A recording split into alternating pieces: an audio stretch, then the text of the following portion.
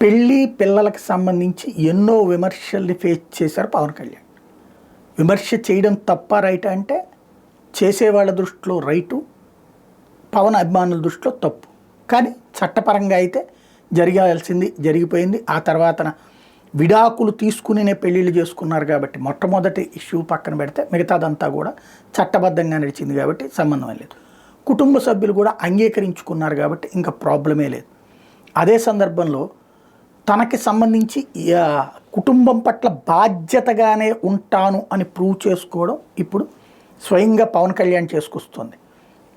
ఓ పక్కన రేణుదేశాయ్ తో కలిసినటువంటి బిడ్డ అఖీరానందన్కి, అట్లాగే వాళ్ళ అమ్మాయితో పాటుగా ఇప్పుడు ఉన్నటువంటి బిడ్డలతో కలిపి ఎక్కడికక్కడ పుణ్యక్షేత్రాలు సందర్శించడం అయినా, ప్రత్యేకించి కార్యక్రమాలుకి తీసుకువెళ్తుండమైనా, ఇప్పుడైతే కంప్లీట్గా దక్షిణ భారతదేశ యాత్రలో అఖీరానందన్ని వెంట పెట్టుకుని వెళ్ళడమైనా చేసుకుంటూ వస్తున్నారు. అంటే ఒక బాధ్యతాయుతమైనటువంటి తండ్రిగా తన బాధ్యతను పర్ఫెక్ట్గా నెరవేరుస్తున్నారు. ఇప్పటిదాకా తన మీద ఏలెత్తి చూపెట్టడానికి ఉన్న ఏకైక పాయింట్ని ఇప్పుడు తుత్తునీయలు చేస్తున్నారు. అంటే తను బాధ్యతగానే ఉన్నాడు. వ్యక్తిగత జీవితంలో వచ్చినటువంటి ఏదైతే ఒడిదుడుకుల్ని పక్కన పెట్టి తను సెట్రైట్ చేసుకుని ఒక బాధ్యతాయుతమైన తండ్రిగా, బాధ్యతాయుతమైన భర్తగా తన పాత్ర పోషిస్తున్నారు అన్నటువంటిది స్పష్టంగా సమాజానికి సంకేతం ఇస్తున్నారు. అట్లాగే తన ప్రత్యర్థులకి సమాధానం చెప్తున్నారు. ఇప్పుడు అఖీరానందన్ వచ్చేటప్పటికి తాజాగా త్వరలో సినిమాల్లో కూడా వస్తాడని చెప్తున్నారు.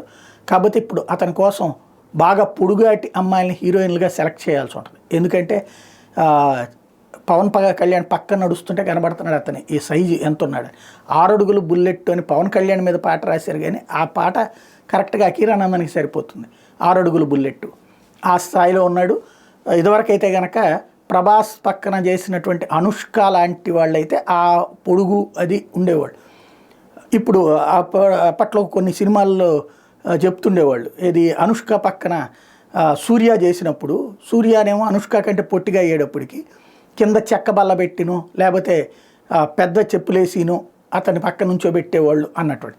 అట్లాగే ఇప్పుడు అఖీరానందన్ పక్కన ఎవరన్నా అమ్మాయి నటించాలంటే పొడుగు అమ్మాయి అన్నా దొరకాలా. ఇప్పుడు ప్రస్తుతం సినిమా రంగంలో ఉన్నట్టు లేరు, అనుష్క తర్వాత అట్లాగా ఎవరు ప్రజెంట్ ఉన్నట్టు లేరు. అట్లా కొత్త వాళ్ళన్నా రావాలి. లేదంటే కనుక వాళ్ళకి హై హీల్స్ 2 అడుగులో 3 అడుగులో వేస్తే కానీ కుదరదు అనుకుంటా.